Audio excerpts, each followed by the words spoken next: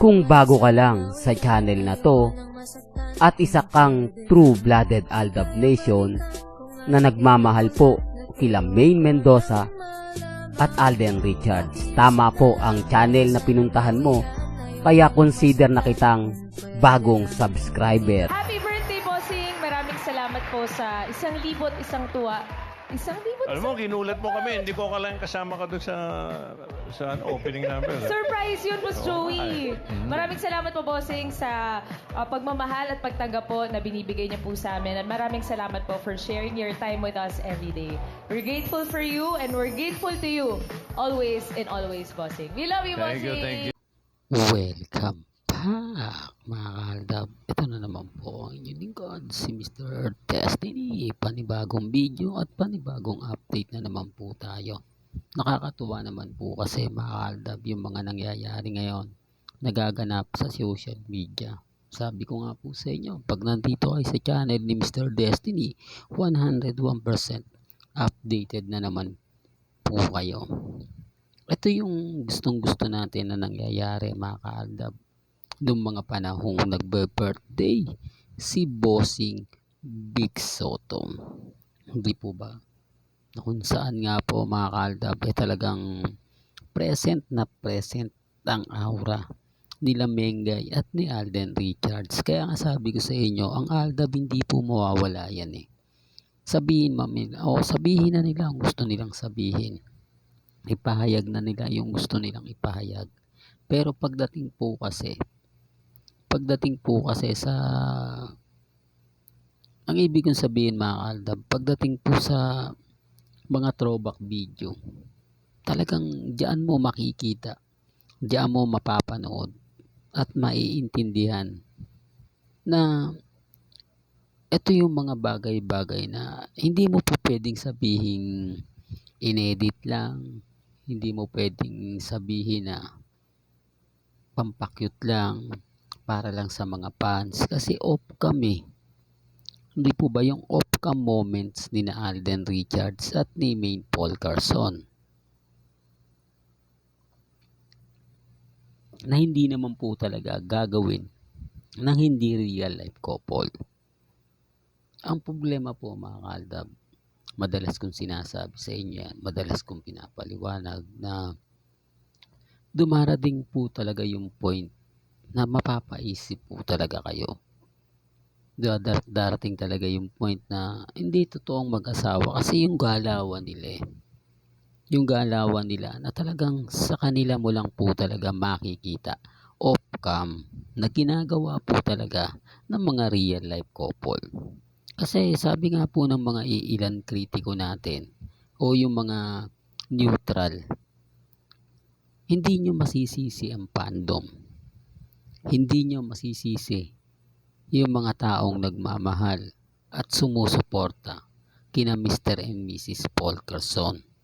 Kasi sila Mengay at si Alden din po yung nagpakita ng motibo off-cam. Kasi sabihin na natin na nakikita sila sa teleserye kuno, sa kalye serye, sa Eat Bulaga. Kung doon lang po makikita na sweet sila. Pero paglabas sa camera, wala na. Ganyan na ganyan po. Kaya nga sabi ko sa inyo, yung mga idol nung araw, nung mga panahon nila Romnick at Cheryl, makikita mo sila Manilyn, Jano. Di po ba nagkukwentuhan na sila? Pagdating kasi sa set, sa camera, kailangan magpakita ka ng sweet. Kailangan pakiligin mo yung mga fans mo, yung mga fans ninyo dahil love team kayo eh. Pero hanggang dun lang pagdating sa camera. Pero paglabas na nga po pag hindi na po tinamaan ng camera, wala na. Normal na lang yung mga galaw nila. Normal na lang yung mga bagay-bagay na nangyayari po sa kanila. Na hindi po yan nangyari kina Alden, na kung saan mas very sweet pa nga po yung dalawa off-cam. Totoo naman po mga kaaldab. Kaya nga po sabi ko sa inyo, mas marami po ang kumakampi at naniniwala po sa Aldab Nation. Kaya nga po matatag tayo eh. Kahit anong pambabatikos po ang ginagawa nila, kahit anong mga issue po yung sinasabi nila, Quezon de Lulo, kulto, na siyempre maraming nasasaktan, maraming apektado, maraming naiinis. Pero sabi ko nga po sa inyo, pag dumating naman po yung mga video na throwback na inaabangan po ng lahat, yung mga video na talagang nakakakilig kina Mr. and Mrs. Paul Carson ay talaga naman pong dumadagundong. Kaya naman po talaga bumuputok ng gusto. Kaya nga po yung mga ibang netizen na neutral lang, kapag napanood yan, hindi po ba, doon na nagsisimula. Kaya bumibili po sila sa fandom. Kaya po sabi ko sa inyo, maraming nagagalit po sa fandom ng Aldab Nation kasi mas marami humahanga sa atin ngayon. Ito yung mga panahon ng love team ng kalaban. Mga fans ng Nadine, ng Katden, ng Jadine, di po ba Katnil.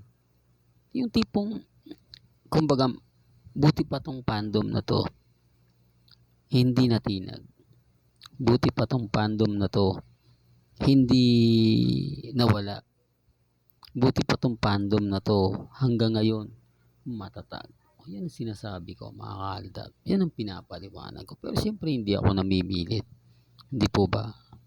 Sabi ko nga po sa inyo, maraming mga bagay-bagay po na kayo na po makapagsasabi. Kayo na po makapagpapatunay. Kayo na po ang kumbaga ganito ganyan. Lagi ko tong nire-remind at paulit-ulit kong sinasabi. Pero wala eh. Andun na yung point, mga kaaldab, na hindi ganito ganyan, Mr. Destiny. Kaya sabi ko sa inyo, mga kaaldab, maging matatag lang po kayo. Maging kampante. Lalo na po ngayon na talagang nararamdaman mo o pinararamdam ninyo yung mga nangyari at naganap. Hindi po ba? Kaya sabi ko sa inyo, mga kaaldab, relax lang. Maging kampante lang. Maging matatag. Malay nyo, di po ba? Bukas sa makalawa, mag-iba na po yung kwento.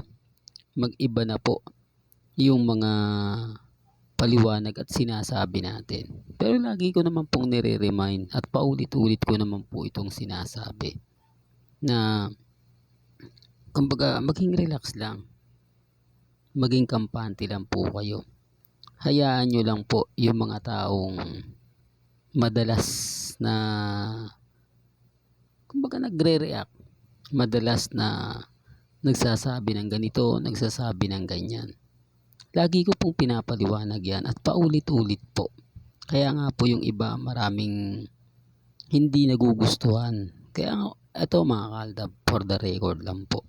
Lahat po kasi ng mga sinasabi nila, pinapaliwanag nila, ibinibigay ko po sa inyo.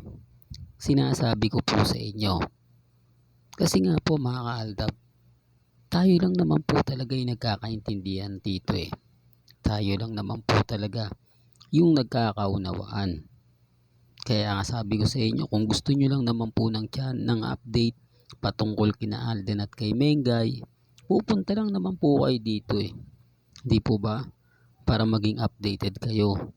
At yung mga nababasa ninyo sa social media, napapakinggan po ninyo, napapanood po ninyo, hayaan nyo lang po sila. Hayaan nyo lang po silang kumbaga gawin yan. Kasi yun naman po talaga yung po pwede nilang ibato sa atin. Yun naman po yung po pwede nilang gawin sa atin. Kasi hindi tayo mananalo pagdating po sa mga komento. Tanggapin na po natin. Kasi masasakit at manghang na salita po yung ibabato sa atin eh. Hindi maganda, hindi kaaya-aya. Pero once na pumutok ang isang video po ni Mr. Destiny, doon po sila nagugulantang. Doon po sila lalong nagagalit. Kaya ang pinakamagandang gawin po natin ay galitin lang po sila ng galitin. Para malaman nila, hindi po ba, kung gaano tayo katatag. hanggang dito na lang po ang ating latest updates. Kaya kung gusto nyo pa po ng pinaka-latest at sariwang update, abay tumutok lang po kayo dito po sa channel ni Mr. Destiny para updated kayo sa mga bago at sa mga latest na i-upload po natin maya maya lang. Hanggang sa muli, salamat po sa panonood at pakikinig.